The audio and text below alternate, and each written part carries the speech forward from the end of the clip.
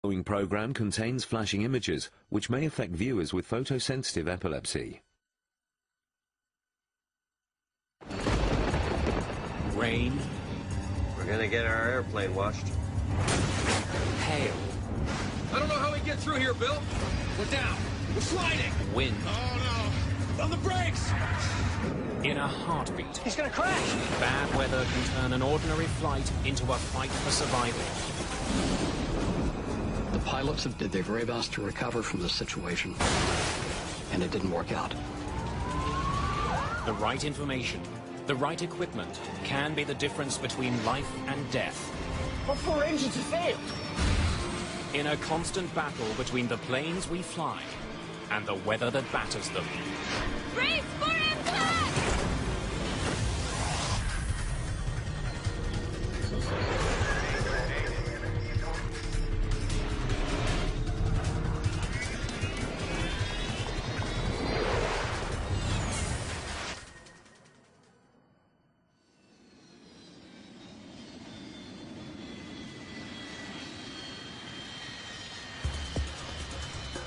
It's early December. A massive winter storm is pounding the eastern United States. Well, this is a pretty interesting weather pattern we have for this time of year. We're getting a mixed bag of precipitation and weather across the eastern United States. For most people, the winter weather is no more than an inconvenience.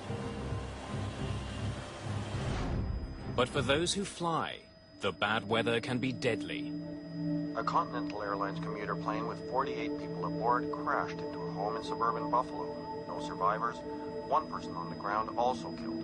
The plane was en route from Newark to Buffalo. It was raining with some sleet at the time. People are making life and death decisions every day based on the weather. Should I go or should I not go today? And once they're up in the air, how am I going to make a decision in the next 5 minutes that's going to keep myself, my passengers, or my aircraft out of harm's way? On this day, flights from New York to Houston have been delayed and cancelled. Thousands of travelers are affected. That's largely because the people in this room have decided that it is unsafe for pilots to fly in this weather. Our mission here is to provide safety and safe flying. This room is every pilot's first line of defense against getting caught in a storm. It's the federal government's Aviation Weather Center in Kansas City, Missouri. 24 hours a day, 7 days a week, the meteorologists in this room scan the skies across the United States for the kind of weather that can bring down a plane. The storm they're tracking today is just that kind of weather. Got to keep our eye on every hazard and always be prepared for it to pop up. Today, the people who work here also have to find a way to keep planes out of the storms that are rolling through the south. Thunderstorms are a lethal threat to pilots. The clouds that contain them are massive. They're usually much too tall to fly over, and the weather inside them can be treacherous. In no instance does any aircraft want to go into a thunderstorm. Lightning strikes, hail can certainly damage the airframe, and in the extreme cases, there can be so much liquid precipitation in that thunderstorm that it'll cause a jet engine to flame out. The meteorologists here understand the danger of thunderstorms, and one devastating crash has taught them much of what they know.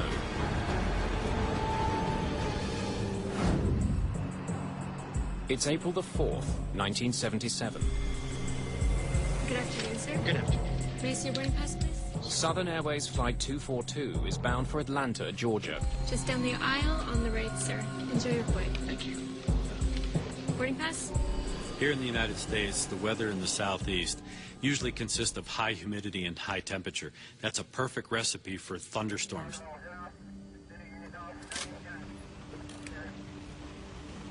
It was raining in Huntsville, and they said, oh, it's going to be some bad weather, don't serve. So we did not serve from Huntsville to Atlanta, which is a very short route, and we were delighted not to be serving. Aircraft dispatchers provide flight crews with pre-flight weather information. Looks like you guys got a good one coming. Sure thing. Have a good one. That weather was 2 hours old. It was no longer updated. I was a little surprised that we took off when we did. I really thought we'd taxi out to the end of the runway and hold for a while because the weather looked so bad. But we taxied out and immediately took off. Before the pilots get very far, they receive an ominous weather warning from air traffic control. Southern Airways 242, I'm painting a line of weather which appears to be moderate to possibly heavy precipitation. Starting about 5 miles ahead. Okay, we're in the rain right now. It doesn't look much heavier than what we're in right now, does it? Back in 1977, pilots were more reliant on their own skills, abilities, and knowledge than they were on air traffic control. In this particular instance, they had onboard weather radar.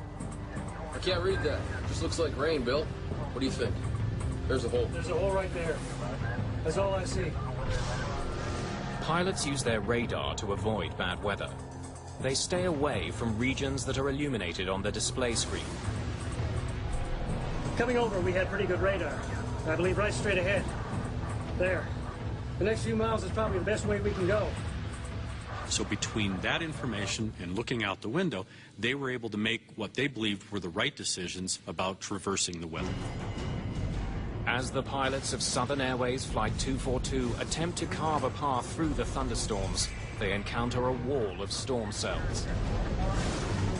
It looks heavy. Nothing's going through that. The storm closes in on the aircraft. That's a hole, isn't it? It's not showing a hole, is it? The gap between the thunderheads the pilots thought they had seen on their radar no longer seems to exist. Pilots don't like thunderstorms in any way, shape, or form, only because it poses a threat to the safe operation of the airplane. Because of the high velocity winds, the potential for hail, wind shear, that all has a dramatic effect on the capabilities of not only the pilot, but of course the aircraft as well.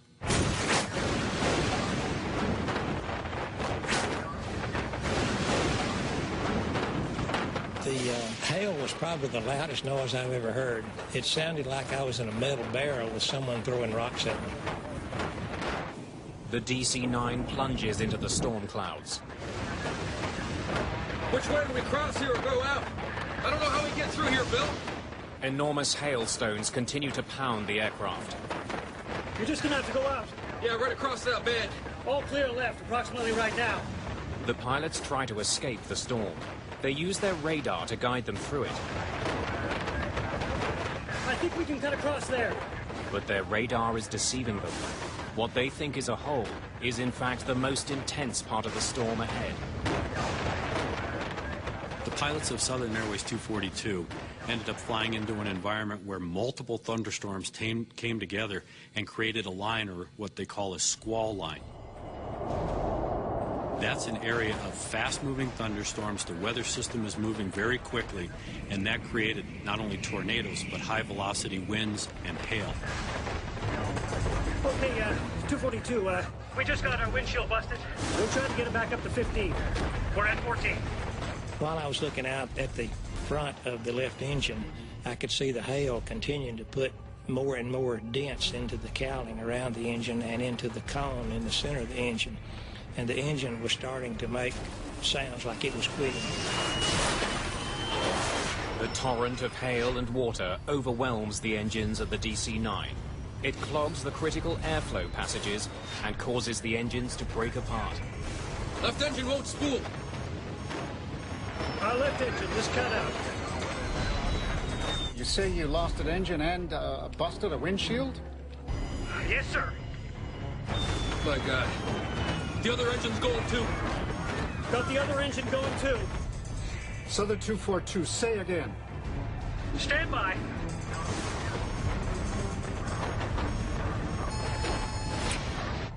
We lost both engines.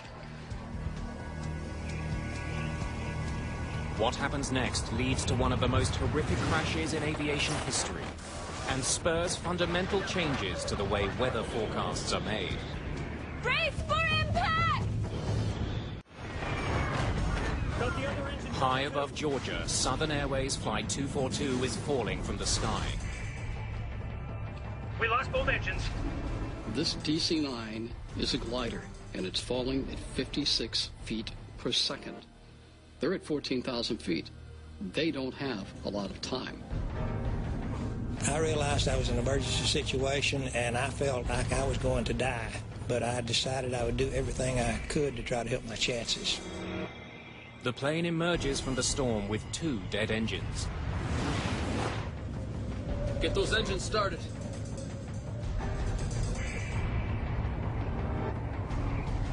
Billy, you have to find me a highway. Let's get the next clear open field. No, Bill. Lyman Keel is a young man who has just come back from the proving ground of Southeast Asia, where he was a naval aviator.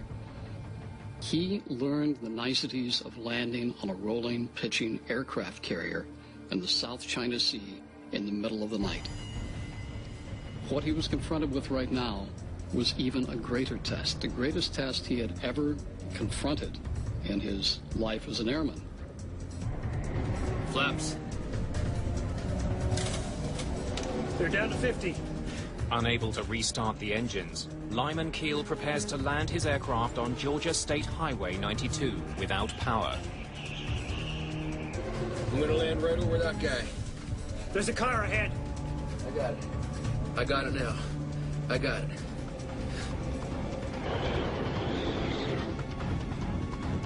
Brace for impact!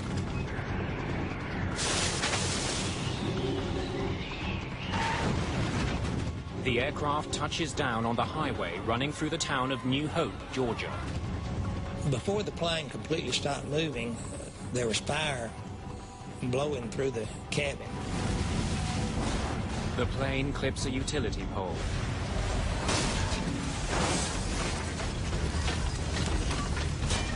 And slams into a gas station. Where I found myself after we woke up, sort of indescribable. And I could see a crack of light, and I thought, I'm going through that crack of light, come hell or high water.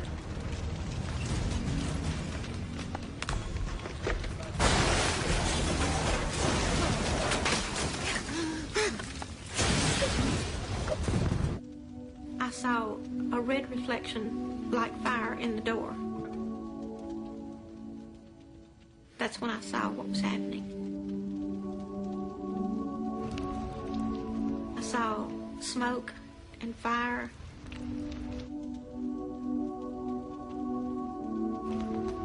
And the people that were coming toward me, they weren't screaming, they weren't yelling, they were quiet.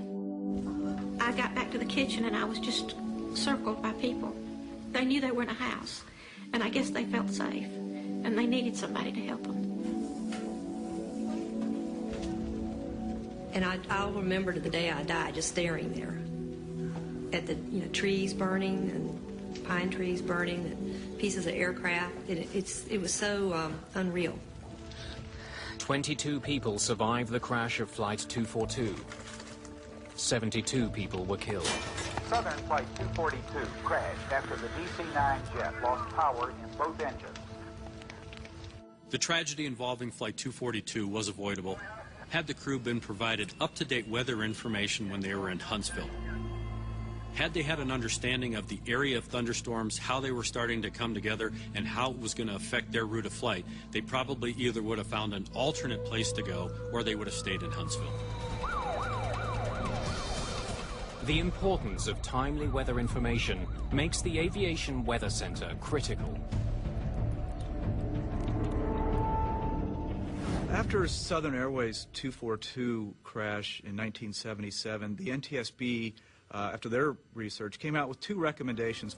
One was to improve the resolution of the convective or the thunderstorm forecast information, and the other was to put Weather Service meteorologists in each of the air traffic control centers. And within a year, we did that. At the time of the Southern Airways crash, the Weather Center issued thunderstorm advisories every 4 hours. And in the United States, that's just too long of a window to capture the rapid development that we see in thunderstorms. So what they recommended, and which we have done ever since, is communicate to controllers and to pilots that are en route every hour, and if need be, we can do it in between those hourly observations if conditions are developing fast enough. As a result of the crash, the Weather Center created a new position. A meteorologist who does nothing but monitor the skies above the United States for thunderstorms. On this December day, the meteorologists tracking thunderstorms are very busy. Storms that had battered Atlanta are on the move. And you can see up in here, there's a minimum of aircraft, especially where those heavier storms were over eastern North Carolina. In addition to providing weather reports, the people here perform other crucial tasks. When the weather gets bad enough, they can also shut down huge areas of airspace. They do that by issuing warnings called SIGMETs. It's short for Significant Meteorological Information. It's an advisory to pilots to steer clear of the bad weather. Right now on radar. Once we become aware or are highly confident that there will be some dangerous weather, there's severe turbulence or severe icing, then we will issue what's called the SIGMET. Today's storms are so severe that the meteorologists at the Aviation Weather Center are declaring areas of airspace out of bounds for aircraft. We issued a large area from Norfolk down to the coastal waters of Georgia for severe thunderstorms. Issuing a SIGMET is simple. The meteorologists highlight the area that planes are to avoid on their computers. The information is passed on to dispatchers, air traffic controllers, and pilots around the country. Planes are diverted immediately. The SIGMET issued by the Aviation Weather Center affects hundreds of flights along the eastern seaboard. Once it's issued, pilots often have to find a way around the danger zone. It's no longer just a suggestion. There are legal consequences to people to adhere to what we've put out. They're just legally not allowed to go into that airspace while that SIGMET's in effect. Declaring a SIGMET has enormous implications. Shutting down a volume of space that's the size of, say, Georgia. So that severely impacts traffic. The FAA and the air traffic controllers now need to decide how they're going to, as a system, move these routes and these aircraft, which can be hundreds of them operating in this space, around this particular hazard over the next 4 to 6 or even longer hours. Planes can fly around the area affected by a SIGMET, but that increases travel time and costs the airlines in extra fuel. The alternative is to keep planes on the ground until the SIGMET is lifted. They may increase safety, but SIGMETs are a headache for airlines and air traffic controllers. It averages out about 7,000 planes to 8,000 planes at any moment being managed. And so when you start shutting down large areas of airspace, which we certainly can do on a very active thunderstorm day, it leaves very little operating room for air traffic controllers to put planes through. Technology allows the meteorologists here to keep planes away from dangerous weather. But in aviation, some of the most dangerous weather is all but invisible.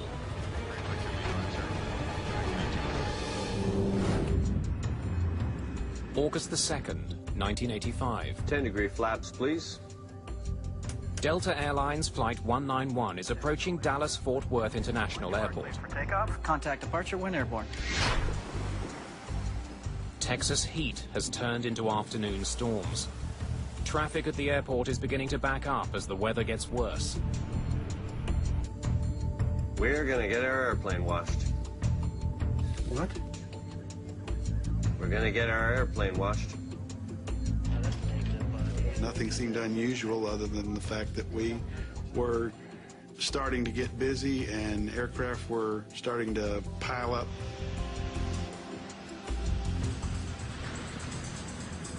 Tower, Delta 191 Heavy, out here in the rain. Feels good. 191 Heavy. We're not getting any bad warnings from the weather or from other pilots, which we rely on as they come through it. As the pilots of Delta 191 prepare for landing, the rain begins to fall harder. It seemed like the closer we got in the DFW, the worse the weather got. And it was turning into the rain instead of going around it. At the foot of the runway, one of the most ferocious types of storm clouds stands in their way. Before landing check. Landing gear. Down, 3 green. At the time, the type of storm the Delta crew is approaching barely has a name. John McCarthy is one of the world's leading experts on these storms. It is a tiny thing, meteorologically speaking, compared to a big storm or a snowstorm or a hurricane. It's just like a needle in a haystack. The needle is a microburst, one of the deadliest and at the time most poorly understood weather phenomena. They've taken down airliners before. But as Delta 191 makes its approach, there are no warning systems that can effectively alert the pilots of the danger they're in. Prior to 1985, the radars on board the aircraft were built to detect thunderstorms, essentially heavy areas of precipitation. They were not effective. They were not even designed to detect the microburst. If you're at the kitchen sink and you turn on the water and it goes straight down and it splashes out in all directions. And that's kind of what a microburst is, except that it is extremely bad news if you're an airplane flying through it. When a plane hits a microburst, it encounters a complex and powerful set of conditions. Downdrafts and tailwinds batter a plane. It's a deadly combination. At its maximum strength, it's no more than 2 miles across, and it lasts no more than 15 minutes. So if you look at that little space and time window, it's very small. And so the probability of hitting one is low. Just short of the runway, Delta 191 flies into the microburst. We're gonna lose it all of a sudden. There it is.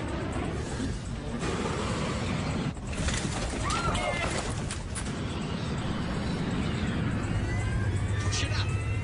Push it way up. Way up. Way up. Way up. I pulled my seatbelt tight as I could, but at the same time, you could hear a pin drop. Nobody was talking. Hang on to the son of...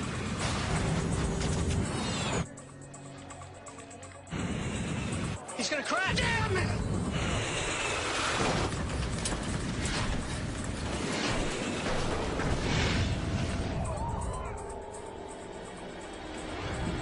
The pilots of Delta Flight 191 did their very best to recover from this situation, and it didn't work out.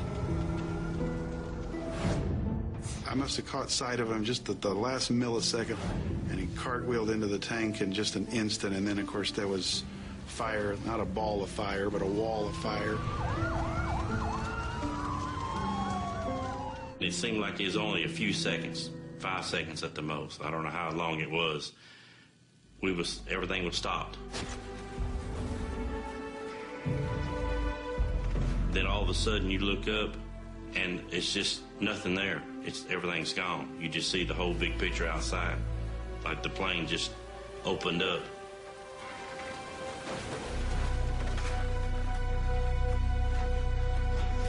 People just thrown around on the ground. Some were clothes on, some without clothes on, some were burned.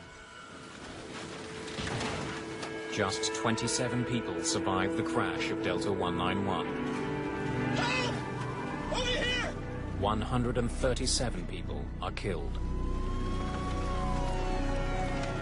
I had seen death before as a medic in Vietnam, but it had never been aimed at civilians, and certainly not on a mass casualty situation, and certainly not this suddenly. It's hard to blame the aircrew. Their job is to avoid thunderstorms, and there's probably a forecast for thunderstorms every day at Dallas in the summertime. Which ones do you avoid? And it's a very difficult problem. After the crash of Delta 191, the Federal Aviation Administration races to develop technology that can prevent microbursts from killing again. If there is one crash that we can look back on now and say, this made things safer because we learned from it, it was Delta 191.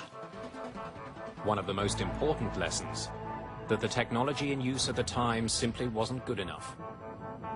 What we found out is that Doppler radar, which is on the ground, is incredibly effective in detecting microbursts. Unlike weather radar in use at the time of the crash of Delta 191, Doppler radar can also detect the direction of winds inside a storm. And if you look through the Doppler radar, you see a part of it that's going away from the radar and a part that's coming towards the radar. And if it's small, it's absolutely a microburst. It can be nothing else. So it has what we call an unambiguous signature of a microburst, which means we got it. When the Doppler radar system at an airport detects a microburst, it sends an alert to air traffic controllers. The controllers relay the warning to pilots on approach. Flight 236, microburst alert. 50 knot loss. 1 mile final. Say intentions.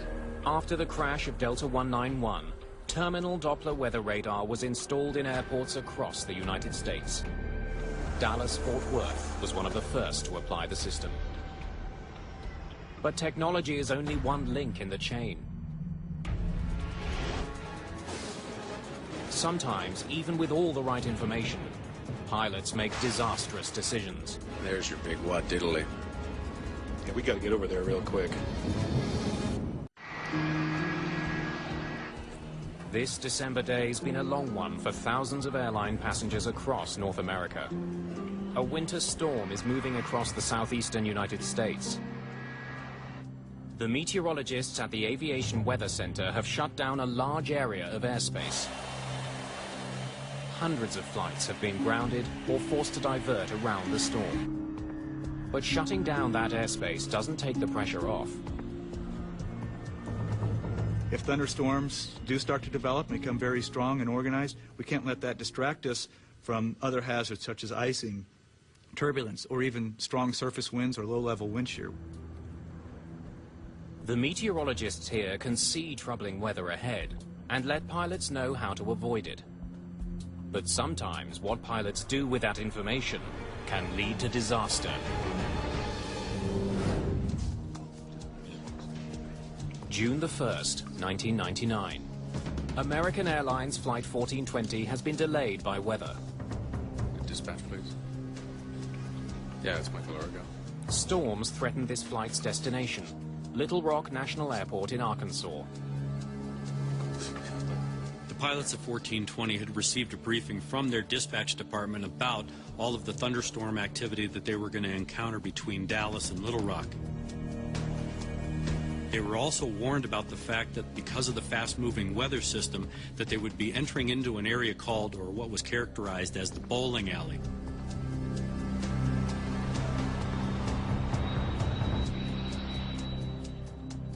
Two hours behind schedule, the pilots decide to make the flight.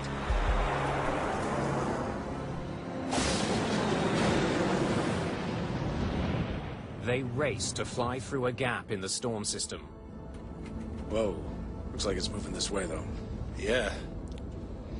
Just some lightning straight ahead. I think we're gonna be okay, though. Right there.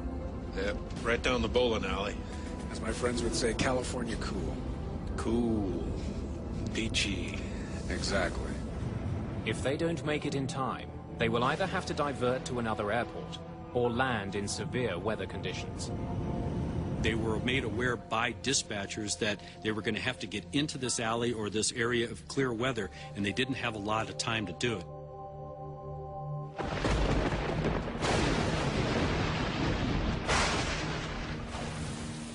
But as they near the airport, the weather gets even worse.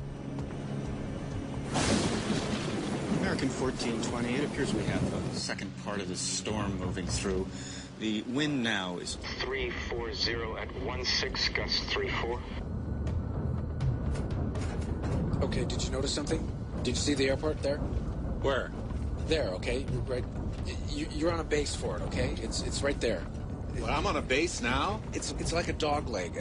We're coming in, and there it is, right there. I lost it. I don't see how we can maintain visual. The plane was rocking and rolling at that point. It was pretty doggone unstable. I don't know what made me aware, so doggone aware, that we were going to have a problem. I don't know what did that.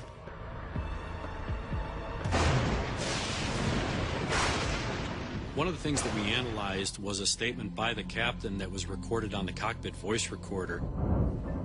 See, I hate droning around visual at night and weather without having any clue where we are. It gave us an indication that they didn't have situational awareness. They didn't really understand the gravity of the environment that they were flying into. American 1420. Right now we have heavy rain on the airport. I don't have new weather for you, but visibility is less than a mile. And the runway 48 RVR is 3,000. As the pilots of American Airlines Flight 1420 attempt to land, visibility has been reduced even further. The wind's now 350 at 30, gusts 45. Can we land? 030 at 45, American 1420. 3,000 RVR, we can't land on that. No, 3,000 if what you do look we at... need? No, it's 2,400 RVR. Okay, right. Yeah, we're fine. The stress level of a pilot increases, especially in an environment where there's thunderstorms, only because multiple decisions are having to be made in very short periods of time. 15. Landing gear down. And lights, please. The pilots could divert to another airport, but they decide to attempt the landing. Air traffic controllers have detected a dangerous crosswind on the runway. Wind shear alert. Center field wind 350 at 32. Gusts 45. North boundary wind 310 at 29. Northeast boundary wind 320 at 32. 1,000 feet. 20. 40-40 land. This is a can of worms. Wind is 330 at 28. I'm gonna stay above it a little. There's a runway off to your right. You got it? No. I got the runway in sight. You're right on course. I got it. Stay where I you got are. it, I got it. Wind 330 at 23. Damn, we're off course. No, I can't see it. Way off. I can't see anything. Got it? Got it! With winds pounding the airport and the runway slick with rain, the pilots make their final approach. 40. 30. 20. 10.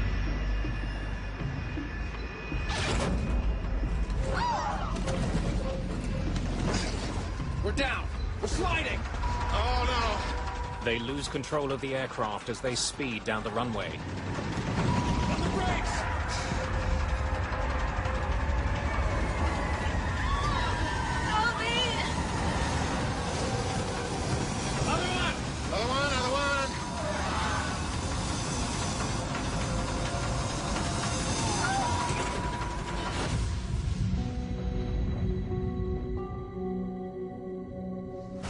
The plane runs off the end of the runway and crashes into several steel columns. Well, I knew I was not going to die in that thing. I got out of that plane probably in 10 seconds. It's like being in war. Go, go, go. But not everyone is so lucky. 11 people are killed in the crash of American Airlines Flight 1420, including Captain Richard Bushman. Did they really know what they were getting themselves into? That was a key point for us as investigators. They went into an environment that was detrimental to their safety. The National Transportation Safety Board rules that the pilot's decision to land at Little Rock Airport was the primary cause of the accident. On the day of the crash, the pilots of Flight 1420 had to rely on controllers to relay information about conditions on the runway.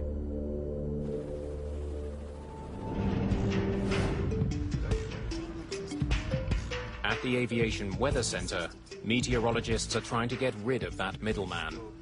We can provide a picture right in the cockpit, and the pilot can navigate looking at a picture as opposed to trying to translate some words that they've heard read to them over a radio. They can see what the hazard's going to be in relation to aircraft and start making decisions immediately as opposed to decoding, drawing where that hazard is, thinking about where they are in relation to the hazard, and then trying to make that decision. It will speed up the process.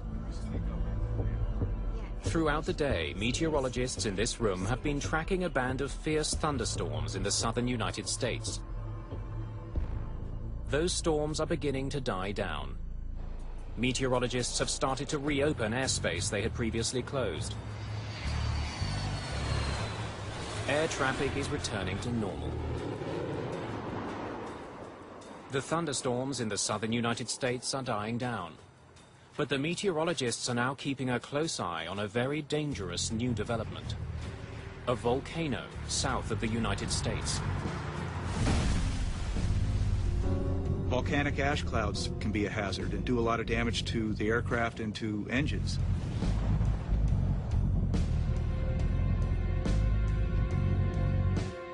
Nolan Duke is tracking weather over the Gulf of Mexico. This is Sulphur Hills. This is near Antigua, and the Windward Islands, southeast of Puerto Rico, and it blew its stack. Sulphur Hills volcano has been venting ash for the past week. The volcanic ash cloud it's been releasing could prove deadly if pilots were to fly through it. The Aviation Weather Center has issued a SIGMET to keep planes away from the plume. We have 30,000 people living on platforms, drilling platforms out here at any given time. And they have 650 helicopters that fly every day over the northern Gulf of Mexico, delivering people, materials, and food to keep these drilling operations going. We thought it would end yesterday, and they forecasted it to puff and disappear, but it's still going today. As long as we can see ash plume, we will continue to issue the SIGMET. Unlike ash that you might see in a chimney or after a fire in a forest, this is not soft material at all. This is very fine, ground-up particles of solid rock and minerals. But that fine dust has the power to stop a 300-ton airliner. On June the 24th, 1982, the devastating effects of an ash cloud took the crew of a British Airways jet completely by surprise. Barry and I were just sitting there minding the shop. Pitch dark night, of course. And then we started to get these pinpricks of light on the windscreen. Mount Galunggung on the island of Java has erupted, but no warnings have been issued to pilots. When the 747 flies into the cloud, it collides with the volcanic ash particles inside. The friction creates a bright shimmering glow on the windscreen. Because it's such a dry environment up there, that frictional electrification produces the glow that we refer to as St. Elmo's fire. Same on my side. But the crew had no idea what they were looking at. This light show, if you like, had become more intense. In fact, we ended up sitting there with two sheets of brilliant white light in front of us in place of the windscreen. Passengers aboard the flight also see a strange glow around the plane's jet engines. Smoke begins to seep into the cabin around them. Volcanic ash has been sucked into the aircraft's ventilation system. With ash particles clouding the cabin and the aircraft lit up, the volcanic cloud deals its most deadly blow. Engine failure, number 4. Fire action, number 4. The ash has snuffed out one of the jet's 4 massive engines. Closed. Start lever. Off. There were huge flames coming out of the back of the engines, 20, some people said 40 feet long, shooting out of the back of all the engines. Is it going to penetrate from the outside of the aircraft? Is it going to come into the cabin? Are we going to burn to death? Are we going to choke to death on the smoke?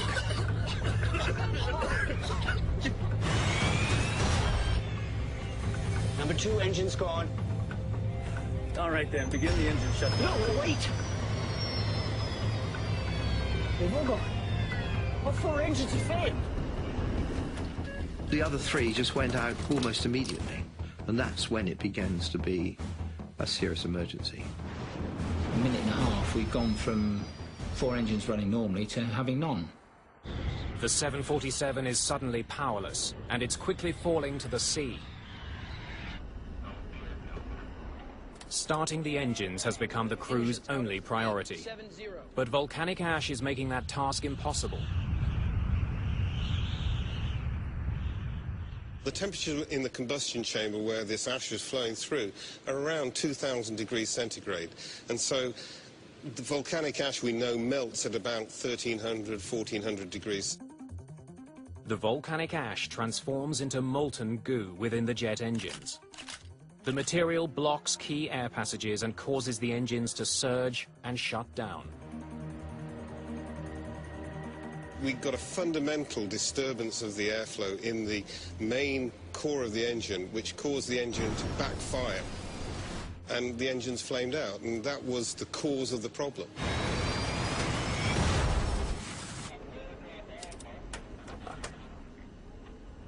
Roger, declare emergency. Mayday, mayday, mayday, Speedbird 9. We have lost all 4 engines out of 370. Without the engines, the 747 begins to fall from the sky.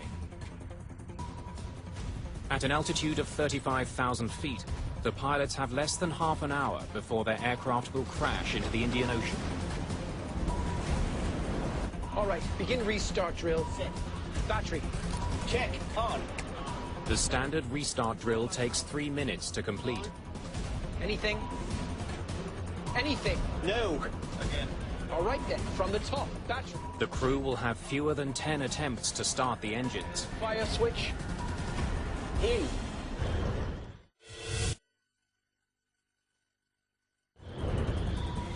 British Airways Flight 009's dead engines are having an effect inside the cabin. The engines usually maintain air pressure. Without them, the pressure is dropping. Passengers are having difficulty breathing. Breathe normally, Mum, not deep. Standby power. Open. Cross-feed valve. In. Fire switch. Closed. We haven't had any success with the drill at all, despite all the efforts we were putting in. But it was the only thing we had left to cling on to, so that's what we did. From the top again. Battery. Check. On. Standby ignition on. Start lever on. All right, are we getting something? It's not starting. Ladies and gentlemen, this is your captain speaking. We have a small problem. All 4 engines have stopped. We're doing our damnedest to get it under control. I trust you are not in too much distress. We had very few chances left of starting the engines before having to turn out to sea again, because we wouldn't have been able to clear the mountains on the south coast of Java. Then, with just 12,000 feet separating British Airways Flight 009 from the ocean, engine number 4 roars to life.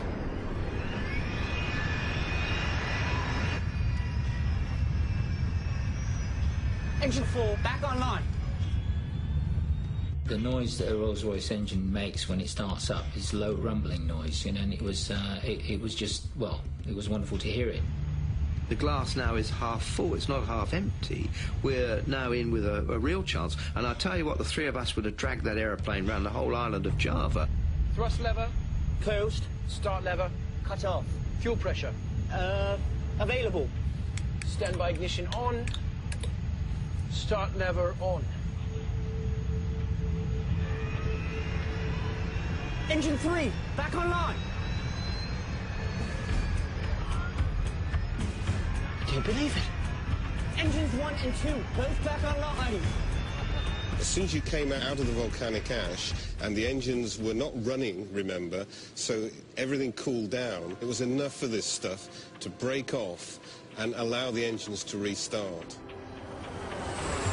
We say, right, let's get this thing on the ground as quickly as we can. Ladies and gentlemen, this is your captain speaking. We seem to have overcome that problem and have managed to start all the engines.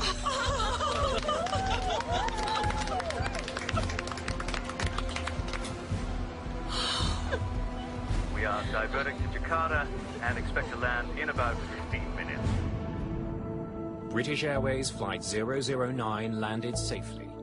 No one was injured, and an important lesson was learned. We have learned quite a bit, and we've incorporated this learning into pilot training. Pilots now, for example, know what signs to look for. After British Airways Flight 009's emergency landing in Jakarta, communications were improved between the geologists who watch volcanoes on the ground and the pilots who must avoid the ash clouds.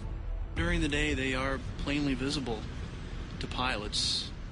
And then at nighttime, they're relying a lot on their onboard radars, and that's not going to detect volcanic ash. Anything on the radar? No. So they're completely blind to it, and they just blindly fly right into the ash cloud.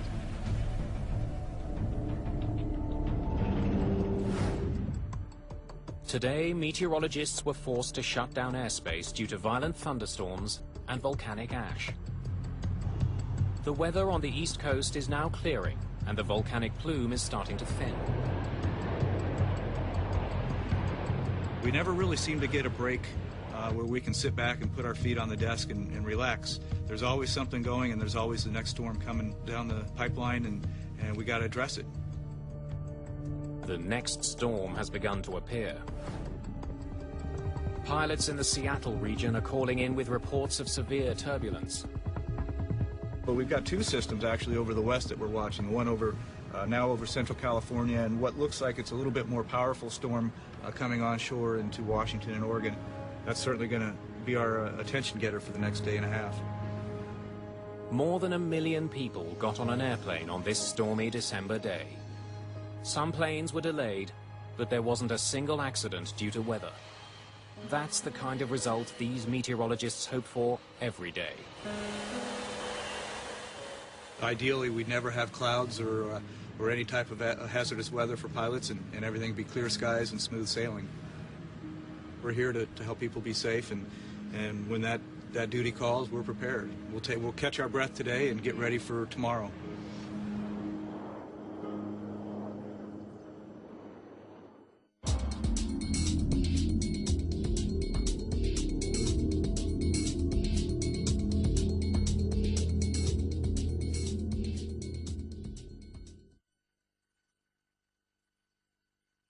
The second